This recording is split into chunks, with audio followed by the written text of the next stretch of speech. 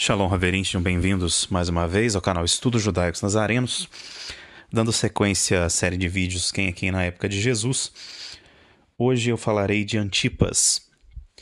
Antipas, ou Herodes Antipas, foi o segundo filho de Herodes, o Grande, com a samaritana Maltace, e governou com o título de tetrarca a Galileia e a Pérea, na Transjordânia, de 4 a.C. a 39 d.C. Em suas moedas, ele se descrevia simplesmente como Herodes. Foi mais intimamente associado a personagens importantes do Novo Testamento do que qualquer outro herodiano. Seu nome aparece cerca de 25 vezes nos Evangelhos sinóticos e nos Atos dos Apóstolos. A carreira de Antipas foi profundamente afetada por seus problemas matrimoniais. Sua primeira esposa foi uma filha de Aretas IV, rei dos Nabateus. Essa união foi politicamente útil, uma vez que protegeu a Pérea, território transjordaniano de Antipas, dos ataques de árabes nômades. Contudo, as coisas se tornaram amargas anos mais tarde, quando Antipas decidiu se divorciar da esposa, ao se apaixonar em Roma pela esposa de seu meio-irmão Herodes, filho de Mariana II, a filha do sumo sacerdote. Essa femme fatale era sua sobrinha, Herodíades, filha de Aristóbulo, por sua vez filha de Mariana I, a amada esposa asmoniana de Herodes, o Grande. Ela tinha uma filha de seu primeiro casamento, Salomé, que posteriormente se tornou esposa do meio-irmão de Antipas, Filipe. Portanto, Filipe era genro de Herodíades e não seu marido, como sugerem os evangelhos. Os boatos acerca dos planos matrimoniais de Antipas chegaram aos ouvidos de sua esposa. A fofoca florescia nas cortes reais herodianas.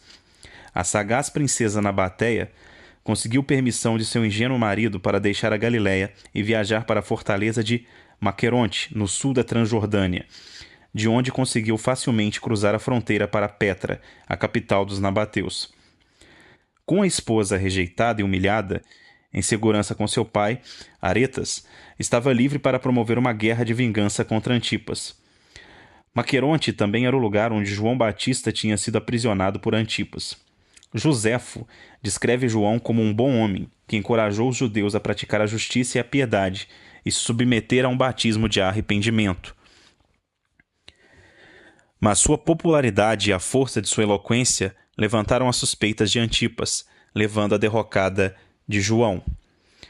O relato de Joséfo sobre o assunto é bastante diferente da história narrada nos evangelhos. Aqui só um parêntese. Então, a menção de João Batista fora da narrativa neotestamentária. Então, Joséfo cita a existência de João Batista. Isso é um dado interessante. O tetrarca da Galileia teria antecipado a possibilidade de perturbações políticas como resultado da pregação do Batista e teria tomado drásticas medidas preventivas. Ele ordenou a prisão e execução de João. A derrota de seu exército pelos nabateus em 36 d.C. foi vista pelos judeus como uma punição divina de Antipas pelo assassinato de João. O ciúme da dominadora Herodíades finalmente arruinou Antipas. Quando o novo imperador Gaio Calígula ordenou em 37 d.C. a transferência dos territórios do recentemente falecido Filipe, o tetrarca, para Agripa I, irmão de Herodíades, e decidiu conceder a ele o título de rei, a ambiciosa mulher atormentou seu marido até ele apelar ao imperador, pedindo o mesmo status real. Então, aqui, esses territórios aqui são relacionados a Bataneia, Gaulinítide, Aurinítide, Traconítide e Panéias. A jogada deu errado. Para derrubar Antipas, o enviado de Agripa o acusou de traição. Ele mereceu crédito e Calígula afastou o infeliz tetrarca do cargo e o exilou em Lyon, na Gália.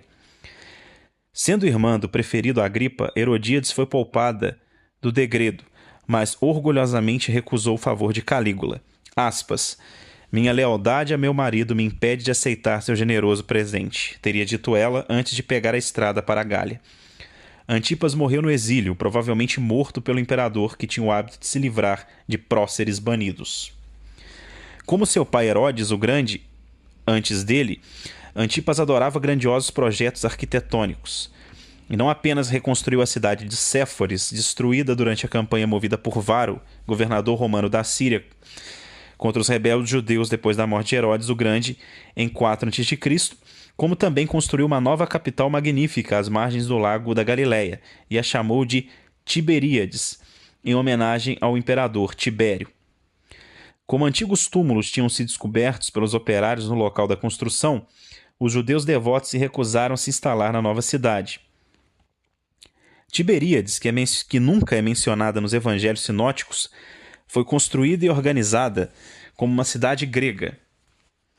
Era governada por um conselho de 600 homens, tinha um estádio e um palácio real decorado, com imagens de animais, mas também uma grande sinagoga.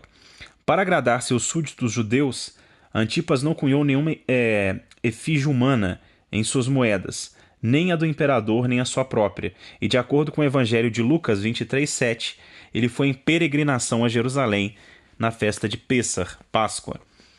As referências do Novo Testamento a Herodes Antipas, normalmente chamado de Herodes o Tetrarca, são ligadas a João Batista ou a Jesus de Nazaré. O início do ministério de João é datado da época em que Antipas era tetrarca da Galileia, e mais precisamente ao 15º ano de Tibério, ou seja, 29 depois de Cristo, segundo relata Lucas, capítulo 3, verso 1. O relato da morte do Batista, feito pelo Evangelho, difere daquele feito por Joséfo.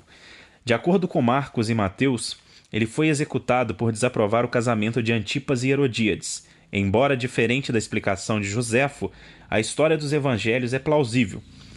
João provavelmente condenou o novo casamento de Antipas, uma vez que a união matrimonial entre um homem e sua cunhada era proibida pela Torá, se o irmão ainda estivesse vivo. A interferência de João provavelmente produziu grande ressentimento por parte de Herodíades, e era natural que ela buscasse vingança.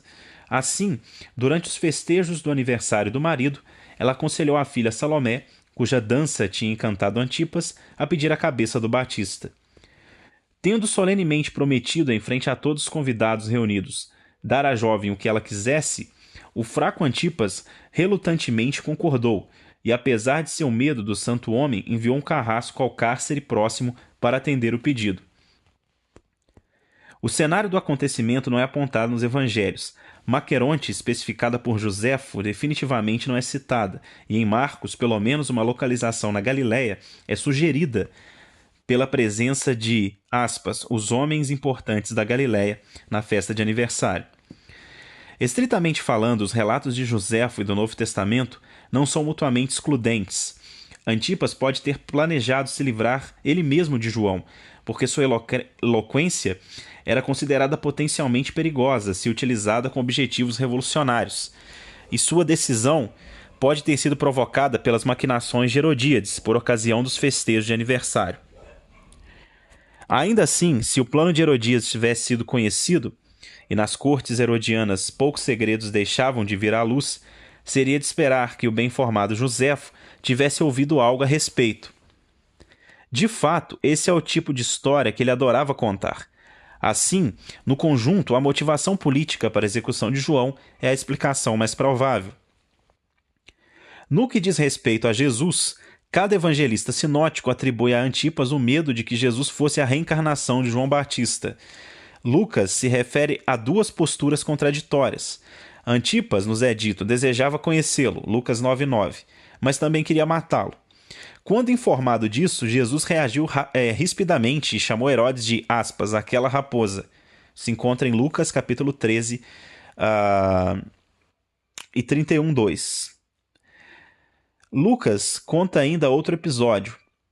Durante o julgamento de Jesus, quando Pilatos soube que Jesus era galileu, enviou para Antipas, supondo que o governante judeu da Galileia, que estava em Jerusalém para a Páscoa, era mais qualificado do que ele para pronunciar uma sentença contra um de seus súditos. Aparentemente, Antipas ficou encantado em conhecer Jesus e esperava que fosse feito um milagre. Jesus se recusou e o furioso Antipas, após permitir que seus soldados o humilhassem, devolveu a Pilatos e a cruz romana.